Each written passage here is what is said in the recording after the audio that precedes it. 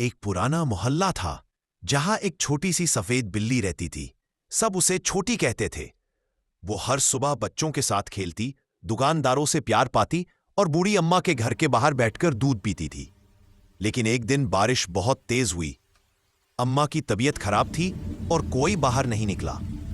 छोटी भीगती हुई गलियों में घूमती रही, किसी को ढूंढती हुई, थोड़ा खाना, थोड़ा प्यार। रात भर वो एक टूटी हुई गाड़ी के नीचे सिकुड़कर बैठी रही, ठंड और भूख से कांपती हुई। सुबह जब सूरज निकला, मोहल्ले के बच्चों ने उसे वही देखा। छोटी चुप थी, उसकी आंखें खुली थी, जैसे किसी का इंतजार कर रही हों।